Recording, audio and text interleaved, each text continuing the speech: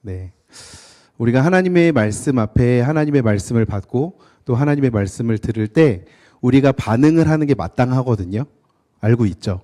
네. 하나님의 말씀에 우리는 겸손해야 하고 또 하나님의 말씀에 우리를 비추어야 하고 하나님의 말씀에 우리를 복종해야 해요. 그래서 하나님의 말씀에 동의가 되어질 때 하나님의 말씀을 받으실 때 아멘으로 화답하셨으면 좋겠습니다. 아시겠죠? 네. 만나서 반갑습니다. 저는 지난주에 인사드렸던 것처럼 이제 이 청년부를 맡게 되었는데 여러분과 어떤 말씀을 나누면 좋을까 생각을 하다가 여러분들이 1년 동안 김두현 목사님과 김상규 목사님과 교리들을 중심으로 해서 말씀을 들었다고 들었어요. 그래서 저는 어떤 말씀을 나누면 좋을까 고민을 하다가 그 중에 여러 교리들 중에 교회에 대한 부분을 함께 나눠보면 좋겠다 생각을 해서 우리가 이제 어떤 교회로 세워져 가야 할 것인가에 대해서 같이 한번 고민해 보도록 하겠습니다. 오늘부터 저랑 고린도 전서를 중심으로 교회가 무엇인지 그리고 우리가 어떤 교회가 되어야 될지에 대해서 같이 생각을 해보도록 하겠습니다. 고린도 전서를 중심으로 하는데 고린도 전서를 다 읽지는 않고요. 교회에 대한 내용만 좀 추려서 같이 읽어보려고 합니다. 성경을 읽다 보시면 바울 서신, 바울이 이제 기록한 편지들 중에 고린도 전서는요, 추상적인 추상적이고 그런 모호한 신학적인 주제를 다루고 있다기보다도 현실적이고 또 경험적인 주제를 다루고 있기 때문에 우리가 받아들이는데 또 이해하는데 그렇게 어려울 거라 생각되진 않습니다. 그리고 나중에 또 기회가 되면 로마서를 같이 한번 나눠보면 좋겠다 싶은데 로마서는 현실적이고 실제적인 것보다는 이론적인 부분에 대해서 다룰 수 있기 때문에 로마서도 같이 한번 나눠보면 좋겠습니다. 여러분 고린도 전서와 로마서 이건 바울이 쓴 편지라는 건 다 알고 있죠. 이 정도는 우리 청년부는 다 알고 있을 거라 생각을 하는데요. 고린도전서가 로마서보다 먼저 쓰여졌습니다만 같은 하나님 나라 복음에 기초를 하고 있기 때문에 로마서와 고린도전서를 같이 읽으면서 이 복음 그리고 삶에 대해서 폭넓게 생각을 해보고 실천해보면 좋겠다는 생각을 해봅니다. 자, 오늘 우리가 읽은 이 고린도전서 1장 1절부터 9절까지의 말씀은 고린도전서 첫 머리, 처음에 해당합니다. 바울 서신의 처음은 크게 볼 때 두 부분으로 구성이 되어집니다. 먼저는 발신자, 그리고 수신자, 그리고 인사말 이렇게로 구성된 편지의 서두 형식이 나오고 그 다음에는 항상 바울의 감사의 말 또는 기도가 이어지고 있는 게 바울 서신의 일반적인 형식입니다. 고린도전서도 이와 같은 일반적인 형식을 따르고 있습니다. 1절에는 뭐가 나오죠? 1절에는 발신자, 그 다음에 2절에는 수신자, 3절에는 인사말이 나오고요. 그에 이어서 4절부터 9절까지는 바울이 하는 감사의 이야기들, 감사의 말이 기록되어 있습니다. 문자 그대로 우리가 보는 일반적인 형식이 고린도전서에 담겨 있습니다. 그래서 이 지금 1절부터 9절까지의 말씀에는 형식적인 내용이 담길 수 있습니다. 왜냐하면 말씀드렸던 것처럼 뭐가 나와요? 수신자, 발신자, 인사말, 그리고 감사의 말 이렇게 나오기 때문에 형식적으로 매번 똑같은 이야기들이 나올 수 있어요. 그런데 많은 경우에 바울은 편지 처음에 무엇을 제시하느냐, 이 편지의 전체의 주제를 보여주는 중요한 내용들을 담기도 합니다. 고린도전서가 거기에 해당을 하는데요. 그래서 오늘은 뒤에 이어질 고린도전서 전체의 내용을 우리가 생각해 보면서 염두에 하면서 우리가 이 부분을 살펴보도록 하겠습니다. 편지의 서두입니다. 발신자는 누구죠, 여러분? 1절 보니까 발신자는 누구라고 나와요? 자, 1절을 한번 띄워주시겠어요? 발신자 누구라고 나와요? 하나님의 뜻을 따라 그리스도 예수의 사도로 부르심을 받은 누구? 바울과 형제 소스데네. 서신의 발신자는 대개 바울 한 사람이 아니에요. 우리가 바울 서신이라고는 얘기하지만 바울 한 사람이 이 편지를 다 쓰지는 않았어요. 대부분의 편지가 공동 저자, 공동으로 저술을 했다는 거죠. 여기 나오는 이 소스데네가 누구인지는 우리가 정확하게 알 수는 없어요. 그런데 사도행전 18장 2절 이하를 보면 고린도 교회에서 일어난 일들을 서술하는 가운데 소스데네라는 이 인물이 등장을 해요. 바울에게 적대적이었던 유대인들이 바울을 아가야 지방의 총독 갈리오에게 끌고 가서 거짓 고발을 한 일이 있었어요. 그런데 갈리오 총독은 유대인들의 일에 관여하지 않겠다면서 그들을 쫓아내버리고 합니다. 그러자 소란을 일으킨 유대인들이 바울 대신에 회당장 소스데네라는 사람을 붙잡아서 때렸다. 사도행전 18장 17절에서는 기록하고 있습니다. 우리는 그 소스데네가 바울과 함께 고린도전서를 쓴 사람이 아닐까라고 추측을 해볼 수는 있지만 더 이상의 자료가 없기 때문에 이 부분은 판단하기는 어려울 것 같습니다. 다음은 수신자를 확인해 볼게요. 고린도전서의 수신자는 누구이냐? 누굴까요? 고린도 교회겠죠. 자, 고린도전서의 수신자는 고린도 교회인데 본문 2절을 보니까 그렇게 간단하지만은 않아요. 고린도전서 수신자가 세 그룹으로 나눠져 있다는 걸 볼 수가 있어요. 2절입니다. 첫 번째는 보니까 고린도에 있는 하나님의 교회. 자, 그 다음에 누구예요? 그리스도 예수 안에서 거룩하여지고 성도라 부르심을 받은 사람들이라고 나와요. 이 두 그룹이 같은 사람들이라고 생각이 되어지는데 고린도 교회가 바로 그리스도 예수 안에서 거룩해지고 성도로 부르심을 받은 사람들이기 때문에 지금 세 그룹으로 구분하고 있지만 우리가 첫 번째, 두 번째 그룹은 같은 그룹이라고 생각을 해볼 수가 있습니다. 그래서 새 번역 성경에서는 뭐라고 얘기하냐? 그리스도 예수 안에서 거룩하여지고 성도로 부르심을 받은 여러분이라고 의역을 하고 있어요. 지금 세 그룹으로 구분은 했지만 첫 번째, 두 번째 그룹이 같은 그룹이다, 다른 그룹이다? 같은 그룹이라고 생각을 해볼 수 있다는 거죠. 자, 여기서 우리가 한 가지 주목해 봐야 하는 게 고린도전서의 지금 발신자 그리고 수신자가 동일한 형용사로 수식이 되고 있다는 건데요. 어떤 형용사냐? 본문 1절을 다시 보시면 바울은 스스로를 가리켜 뭐라고 얘기하냐? 하나님의 뜻을 따라 그리스도 예수의 사도로 부르심을 받은 누구요? 바울, 사람 이렇게 수식을 하고 있어요. 또 2절을 보면 고린도 교회는 그리스도 예수 안에서 거룩하여지고 성도라 부르심을 받은 사람들. 자, 발신자 바울은 무엇으로 부르심을 받았어요? 사도로 부르심을 받았어요. 수신자 고린도 교회는 뭘로 부름을 받았어요? 성도라 부르심을 받았어요. 그러니까 고린도 교회는 부르심을 받은 사도가 부르심을 받은 성도들에게 보낸 편지다 말할 수 있다는 거죠.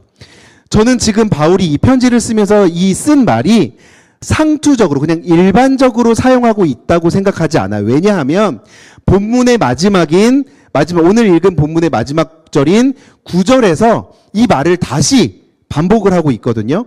9절을 세번역 성경으로 같이 읽어볼게요. 9절입니다. 시작. 하나님은 신실하신 분입니다. 하나님께서는 여러분을 부르셔서 그 아들 우리 주 예수 그리스도와 친교를 가지게 하여 주셨습니다. 자, 지금 우리가 읽은 이 9절의 두 번째 문장을 원문에 가깝게 직역을 해보면 이래요. 그분을 통해 여러분은 그의 아들 예수 그리스도 우리 주의 코이노니아로 부르심을 받았습니다. 자, 이 구절은 우리가 하나님의 부르심을 받았다는 사실을 반복해서 말할 뿐만 아니라 그 부르심의 목적이 무엇이냐라는 것을 분명하게 말하고 있어요. 여러분, 우리는 무엇을 위해서 부르심을 받았을까요? 우리는 하나님의 아들 예수 그리스도 우리 주의 뭘로 부르심을 받았다고요? 코이노니아. 그러면 하나님의 아들 예수 그리스도 우리 주의 코이노니아라는 말이 의미하는 게 무엇이냐? 여러분, 신약 성경에서 코이노니아라는 단어, 코이노니아라고 들어보셨어요? 처음이에요? 자, 신약 성경에서는 코이노니아라는 헬라어 단어가 굉장히 많이 나오는데, 우리는 이 코이노니아라는 헬라어 단어를 우리가 보는 개역개정 성경 그리고 교회 안에서 무엇으로 많이 번역하냐? 친교. 자, 지금 1장 9절을 보세요. 우리 주와 더불어 뭐하게 하시는? 교제하게 하시는. 지금 새번역 성경에서는 친교라고 번역을 했는데 우리가 읽는 개역개정 성경에서는 교제라고 나와요. 그래서 우리는 이 코이노니아를 친교, 교제 이런 것들로 번역을 해요. 그러면 이 코이노니아는 신약 성경에 나온 이 코이노니아는 친교라는 건 뭐예요, 여러분? 교제라는 건 뭐예요? 교제가 뭐예요? 얘기 나누고 같이 노는 거. 그쵸? 그게 교제잖아요. 맞죠? 같이 밥 먹고 차 마시고. 맞아요? 대현아, 맞아? 맞아, 안 맞아? 자, 신약 성경에서 나오는 이 코이노니아는 사람들 사이에서 이루어지기도 하고 하나님과 사람 사이에서 이루어지기도 해요. 요한일서 1장 6절에서 7절 말씀을 보면 이 한 문맥 안에서 하나님과 나누는 코이노니아, 그 교제라고 할게요. 하나님과 나누는 교제, 그리고 사람과 사람 사이에서 나누는 교제가 함께 언급이 된다는 것을 확인할 수가 있어요. 그럼 오늘 본문이 말하는 예수 그리스도의 코이노니아, 예수 그리스도의 교제, 예수 그리스도의 친교는 어디에 해당을 할까요?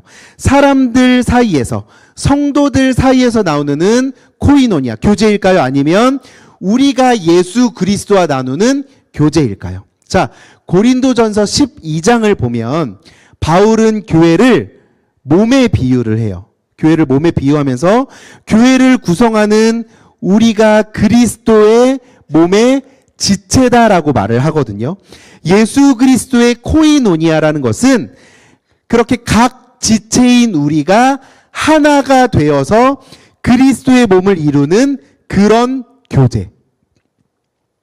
그런데 여러분, 이거를 깊이 들여다보면, 자세하게 보면 좀 다른 의미가 있는데, 교회는 그리스도의 몸입니다라는 말은 그리스도께서 그러니까 오늘날 우리 교회를 통해 우리와 함께 계신다. 우리와 지금도 함께 계신다라는 뜻이기도 해요. 자, 여러분, 교회는 누구의 몸이라고요? 교회는 그리스도의 몸이에요. 네? 그리스도의 몸인데, 여러분, 예수님이 지금 우리와 함께 계세요? 어려워요, 질문? 예수님이 지금 우리와 이 자리에 함께 계세요? 안 계세요?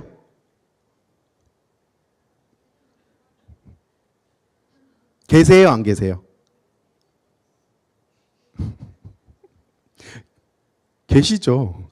우리가 예수님을 직접 눈으로 볼 수는 없어요.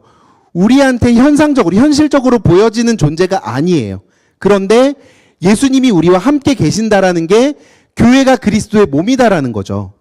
여러분, 다시 말씀드리면 예수님은 지금 우리의 몸, 우리처럼 육신을 입고 이 땅에 계시지 않기 때문에 우리가 보고 경험하고 감각할 수는 없지만 교회를 통해서 함께 계신다는 거예요. 교회를 통해서 지금도 우리와 함께 계신다는, 교회를 통해서 여러분 교리 배우면서 현존이라는 단어 들어보셨어요? 네. 안 들은 걸로 할게요. 자, 현존이라는 게 뭐예요? 그냥 한자 그대로 표현해 보면 뭐예요? 현존. 현실 내에 있다는 거잖아요. 자, 우리가 감각할 수는 없어요. 우리가 경험할 수는 없고 만질 수는 없어요. 그런데 예수님이 우리와 함께 계시잖아요. 우리와 함께 계시기 때문에, 우리에게 현존하시기 때문에, 무엇을 통해서? 예수님이 무엇을 통해서 우리와 함께 계세요? 교회를 통해서요. 교회가 그리스도의 몸이라면서요. 어려워요, 이 이야기? 이해되죠? 교회를 통해서 현존하시기 때문에 우리가 교회를 통해서 그리스도를 경험할 수가 있다는 거예요. 자, 여러분 예수님 만질 수 있어요? 예수님 보신 분 계세요? 우리가 예수님을 직접 볼 수 없고 직접 만질 수도 없고 직접 경험할 수도 없어요. 그런데 우리가 예수님을 알 수 있는 방법, 우리가 예수님과 함께 있다는 것을 알고 고백할 수 있는 방법이 뭐라고요? 교회를 통해서요. 교회와 함께 계시기 때문에. 여러분, 우리는요, 그리스도의 몸인 교회를 이루는 지체들이고 우리가 곧 교회예요. 여러분, 이 건물, 우리가 서울우림교회라고 이야기하는 이 교회는 그냥 건물이에요. 이 건물이 교회가 아니라 누가 교회예요? 우리요. 여기 모여있는 우리들이 교회라고요. 그런데 우리가 지체가 되어서 한 몸인 교회를 이룰 때, 우리가 함께 교회를 이룰 때 예수님께서 그 교회에 임재하시고 그 교회를 자신의 몸으로 삼아서 교회를 통해서 자신을 드러내신다는 거예요. 그래서 우리는 교회를 통해 누구를 경험할 수가 있어요? 예수님을 경험할 수가 있고, 이것이 바로 예수 그리스도의 코이노니아. 여러분, 예수님과 교제 어떻게 나누실 거예요? 예수님 내일 스타벅스에서 만나기로 했어요? 예수님과 식사하기로 하셨어요? 아니잖아요. 예수님과 어떻게 교제를 나누실 거냐고요. 교회를 통해서 예수님과 교제를 나눌 수 있다고요. 그게 예수님과 나누는 코이노니아. 왜요? 교회가 그리스도이기 때문에. 여러분, 우리는 보통 아까 이야기했죠. 보통 코이노니아를 친교, 교제, 사귐 이렇게 번역을 해요. 친교라고 얘기해요. 교제라고 얘기하면 아까 우리가 얘기했죠. 밥 먹는 거, 노는 거, 이렇게 대화를 나누는 정도의 가벼운 모임을 떠올려요. 그런데 신약 성경에서 이야기하고 있는 코이노니아라는 것은 결코 가벼운 개념이 아니에요. 신약 성경에서는 코이노니아를 뭐라고 얘기하고 있냐?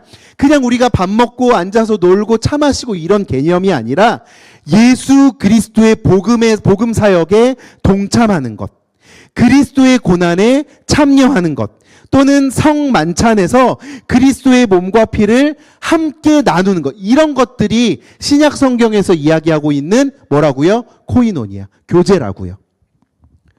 또 코이노니아는 막 영적이거나 예전적인 차원에서 그치는 것이 아니라 실제로 우리가 가지고 있는 우리의 소유를 나누어서 경제적으로 어려운 이들을 돕는 물질적인 실천까지도 우리가 코이노니아라고 이야기해요.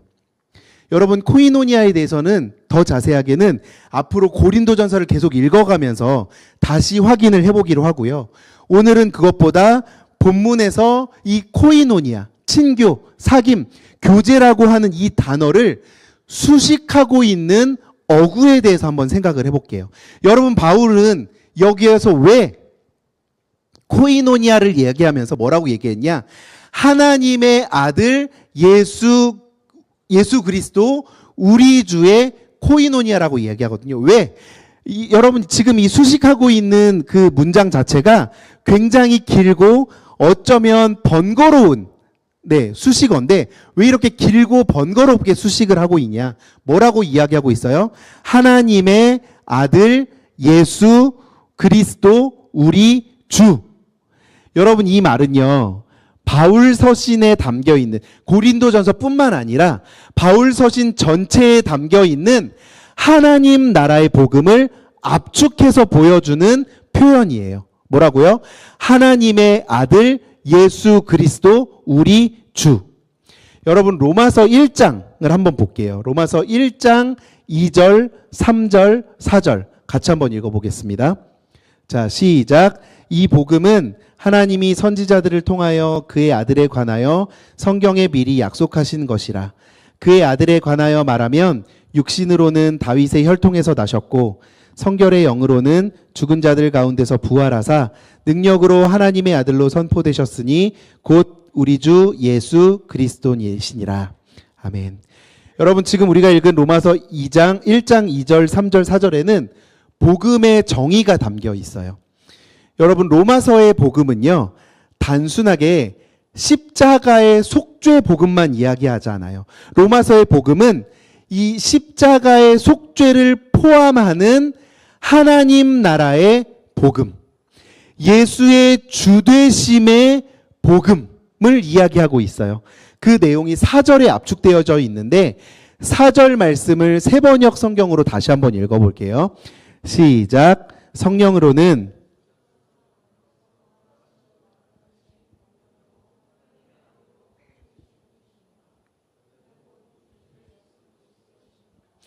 여러분, 지금 그 읽은 4절에서 예수를 계속 띄워주세요. 예수를 가리키는 호칭들을 한번 보시겠어요? 뭐라고 이야기할까요? 하나님의 아들. 그리고 뭐라고 나와요? 예수 그리스도. 여러분, 지금 우리가 읽은 성경에서는 이 마지막에 보면 그는 곧 우리 주 예수 그리스도이십니다 라고 기록이 되어 있는데, 원래 성경이 적혀 있는 헬라어에서는 순서가 좀 달라요. 뭐라고 얘기하냐? 왜 이거를 바꿔서 번역했는지 모르겠는데 원문 순서로 보면 예수 그리스도 우리 주라고 되어 있어요. 그래서 4절에 나오는 예수님의 호칭을 다시 정리해 보면 뭐예요? 하나님의 아들 예수 그리스도 우리 주. 이게 고백이에요, 여러분. 하나님의 아들이신 예수는 뭐예요? 그리스도이시며 우리 주님이시다. 하나님의 아들 예수 그리스도 우리 주라는 고백을 담고 있는 거예요. 이 고백이 오늘 우리가 읽은 본문 고린도전서 1장 9절에 그 표현 그대로 나오죠. 뭐라고요? 하나님의 아들 예수 그리스도 우리 주의 코이노니아, 교제. 하나님은 우리를 하나님의 아들 예수 그리스도 우리 주님의 무엇으로 부르셨다? 코이노니아. 함께하심, 사귐, 교제로 부르셨다는 거예요. 여러분, 그게 뭐냐면 우리가 그리스도의 몸을 이룸으로써 예수 그리스도의 주 되심에 함께 참여를 한다는 거예요. 여러분, 앞에서도 말씀을 드렸습니다만 코이노니아는 뭐라고 말씀을 드렸어요? 성경에서는 친교, 교제, 사귐 이렇게 번역을 했는데 조금 더 자세하게 이야기해 보면 함께한다, 참여한다, 더불어 이런 뜻을 가지고 있어요. 여러분, 그러면 우리가 예수님의 무엇에 참여를 한다는 걸까요? 예수 그리스도의 무엇에 함께 한다는 걸까요? 여러분, 우리가 예수 그리스도의 주 되심에 우리가 함께 참여를 한다는 거예요. 예수 그리스도의 주 되심에 우리가 더불어 있다는 거예요. 여러분, 로마서 5장 17절에는 바울이 우리가 예수 그리스도로 말미암아 생명 안에서 주와 함께 왕노릇을 하게 될 것이다 라고 말씀하고 있어요. 그리스도의 몸에 참여하여서 우리가 그리스도와 함께 무엇 한다고요, 여러분? 왕노릇을 한다고요. 그것이 하나님의 아들 예수 그리스도 우리 주의 코이노니아라는 거예요. 여러분, 왕노릇 한다는 것은 뭐예요? 왕노릇 한다는 게 뭐예요? 되게 어렵죠, 질문. 왕노릇 한다, 왕이 뭐예요? 왕이 너무 질문 웃기지 않아요? 왕이 뭐예요? 자, 왕은요, 다스리는 사람이잖아요. 나라든 뭐든 한 다스리는 사람이에요. 그럼 왕 노릇한다는 건 뭐예요? 우리가 로마서에서는 우리가 왕 노릇한다고 얘기하잖아요. 그거 뭐예요? 우리가 왕처럼 행세한다는 거잖아요. 왕처럼 된다는 거잖아요.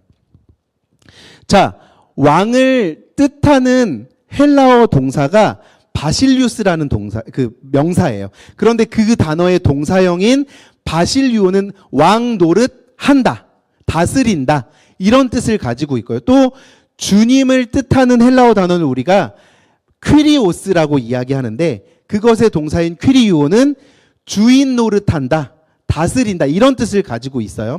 그게 뭐냐면 하나님의 주 되심에, 예수 그리스도의 주 되심에 우리가 무엇을 한다고요? 참여하고 있다는 거예요. 여러분, 우린 하나님이 아니잖아요. 예수님이 아니잖아요. 우리 존재 뭐예요, 여러분? 우린 종이에요. 우린 죄인이에요. 그런데 지금 바울 선생님이 고린도전서를 지금 교회에 대해서 이야기하면서 여러분, 우리가 하나님의 아들 예수 그리스도 우리 주와 교제를 나눌 수 있게 한다. 교제를 나눌 수 있다라고 이야기하는 것은 우리가 예수 그리스도의 주되심에 참여하고 하나님의 왕되심에 참여하고 우리가 무엇 노릇하고 있다고요? 왕 노릇하고 있다라는 것을 이야기하고 있다고요. 여러분, 하나님의 아들 예수 그리스도 우리 주의 코이노니아라는 말은 교회의 정체성, 교회가 무엇을 해야 하는가, 교회의 사명을 보여주는 말이라고 할 수가 있다는 거예요. 여러분, 그럼 교회는 뭐예요? 교회는요, 모든 그리스도인들이 지체로서 함께 참여하면서 예수 그리스도의 몸을 이루는 공동체잖아요. 그러면 그 교회의 사명이 뭐예요? 교회의 사명은 하나님의 아들 예수 그리스도께서 우리의 주인이 되셔서, 우리의 주님이 되셔서 온 피조 세계의 하나님 나라를 이루시는 그 일에 누가 참여하는 것? 우리가 참여하는 것. 여러분, 교회의 정체성과 사명에 대한 이런 이해가 이제 우리가 함께 읽어가고 나누어 가야 할 고린도전서 전체의 기반이 될 겁니다. 다시 말해서 이 신학, 우리가 이 교회론의 기초에서 고린도 교회에 일어나는 여러 문제들을 생각해보고 또 해결책을 제시하고 그들을, 고린도 교회를 바른 교회됨으로 인도할 수 있다는 거예요. 여러분, 이렇게 고린도전서 처음에는 고린도전서의 전체 주제가 담겨 있습니다. 그런데 그것과 관련해서 고린도전서에서 우리가 함께 고려해야 될 문제가 하나가 더 있는데요. 오늘 우리가 그 부분을 이제 확인하면서 말씀을 마무리하도록 하겠습니다. 여러분, 아까 우리가 고린도전서에 수신자를 얘기하다가 말았어요.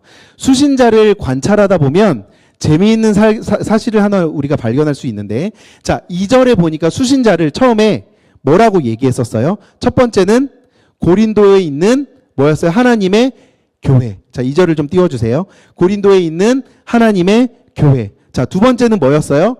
그리스도 예수 안에서 거룩하여지고 성도로 부르심을 받은 여러분. 자, 이 둘은 같은 그룹이라고 했어요? 다른 그룹이라고 했어요?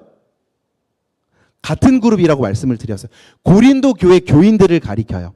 그런데 세 번째로 제시된 그룹은 달라요, 여러분. 세 번째로 제시된 그룹 뭐라고 얘기합니까?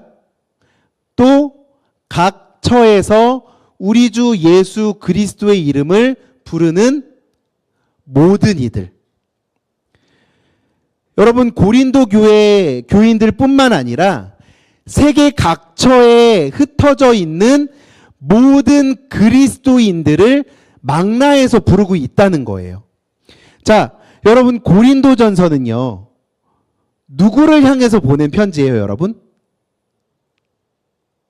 고린도전서는요, 고린도 교회를 위해서 보낸 편지예요. 고린도 교회 안에서 일어난 여러 문제들로 인해서 그 권면을 하기 위해서 고린도 교회라는 특정 교회를 염두해서 보낸 편지가 분명해요. 그런데 왜 고린도 교인들과 함께 다른 지역에 살고 있는 사람들을 수신자로 언급을 하고 있을까요? 그리고 더해서 바울은 그리스도께서는 우리의 주님이면서 동시에 이 사람들, 즉 모든 그리스도인들의 주님이라는 사실을 다시 한번 강조해서 말하고 있어요. 그건 뭐냐면 여러분, 고린도 교인들로 하여금 교회라는 곳이 무엇인지 다시 한번 생각해봐라. 이것을 유도하고 있다는 거예요. 우리가 잘 알고 있는 것처럼 여러분 고린도 교회 모범적인 교회였어요? 아니었어요. 고린도 교회는 문제가 많은 교회였고요. 비난을 받아 마땅한 교회였어요. 모범적인 교회가 아니었어요. 교회 안에 수많은 문제들이 일어났는데 그 중에 중요한 교회 안에 일어나는 문제들 중에 가장 중요한 게 뭐냐? 고린도 교회들이 교회의 공교회됨, 교회의 공공성, 교회가 교회다워야 함을 망각하고 있었기 때문에 고린도 교회 안에 문제들이 일어났거든요. 여러분, 교회가요, 그리스도의 몸이라고 할 때 그거는 지역교회를 가리키는 말이 아니에요. 서울 우림교회가 하나의 몸이고 우리 옆에 있는 가락성산교회가 하나의 몸이고 사랑의 교회가 하나의 몸이고 이렇게 작은 몸, 큰 몸, 여러 개의 그리스도의 몸들이 존재하는 게 아니에요. 여러분, 예수 그리스도는 몇 분이에요? 예수 그리스도는 한 분이에요. 교회가 그리스도의 몸이라고 할 때 그 교회는 교파, 국가, 시대를 불문하고 이 땅에 존재하고 있는, 그리고 이 땅에 존재했고 또 앞으로 존재할 그리스도인들이 모여서 이루는 하나의 교회를 가리키는 거예요. 그 공교회, 그 보편적인 교회가 그리스도의 몸, 하나의 몸이라는 거예요. 만약 고린도 교회가 그런 교회의 교회다움을 바로 인식하고 있었다면 고린도 교회는 그렇게 무질서하지 않았을 거예요. 고린도 교회가 그렇게 문제가 많지 않았을 거예요. 여러분, 만약에 한국 교회가 우리가 지금 공동체를 이루고 있는 이 한국 교회가 교회다움, 공교회, 보편적인 교회의 그 이해를 바로 하고 있었다면 오늘날의 우리 한국 교회는 지금처럼 되지 않았을 거라고요. 여러분, 고린도 교인들에게 교회는요, 사적 이익을 이루는 그냥 수단이었어요. 그들은 성경 말씀, 이 지식에 뛰어났고요. 신령한 은사들도 많이 가지고 있었지만 그 지식과 은사들이 그리스도의 몸을 세우는데 전혀 사용되지 못했고 각자의 사사로운 욕망을 위해서 잘못 사용되었죠. 그런 고린도 교인들을 향해 바울은 고린도 교회는 그 교회만으로 홀로 존재하는 것이 아니라 그리스도의 몸인 보편적인 교회의 일부라는 사실을 상기하고자 했던 것입니다.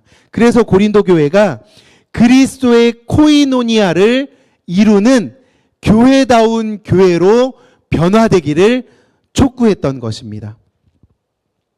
여러분, 우리가 앞으로 고린도전서를 보는 동안 우리도 그리스도의 몸으로서의 교회의 본질을 바로 이해할 수 있었으면 좋겠습니다. 그리고 우리 자신, 다른 사람은 둘째치고 우리 자신 스스로가 공교회, 교회다움, 보편적인 교회의 일부라는 사실을 인식하면서 진정한 그리스도의 코이노니아로 더 접근할 수 있는 여러분들이 되셨으면 좋겠습니다.